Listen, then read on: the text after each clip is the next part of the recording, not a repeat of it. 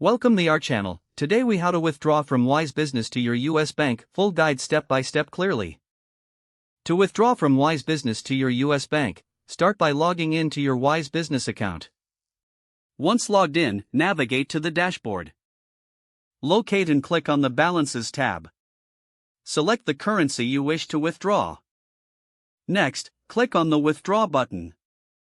Now, choose your US bank account from the withdrawal options. If you don't see your bank listed, you may need to add it. To add a new bank account, click on Add New Account. Enter the required bank details, including account number and routing number. After entering your bank information, save the changes. Return to the Withdraw section and select your newly added bank account. Input the amount you wish to withdraw. Review the fees associated with the withdrawal. Ensure that all details are correct before proceeding. Once confirmed, click on the Confirm Withdrawal button. You will receive a confirmation message indicating your request has been submitted. Check your email for a withdrawal confirmation from Wise.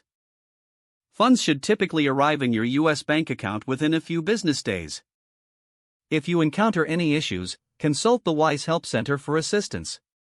If the page does not load, refresh the browser or try again in a private or incognito window. Make sure you are using the correct email address, then retype it carefully to avoid small typos. If your password is not accepted, use the Reset option and create a new strong password you can remember.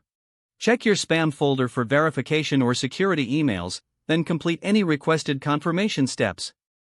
Enable two-factor authentication if available to improve account security and reduce unauthorized access risk.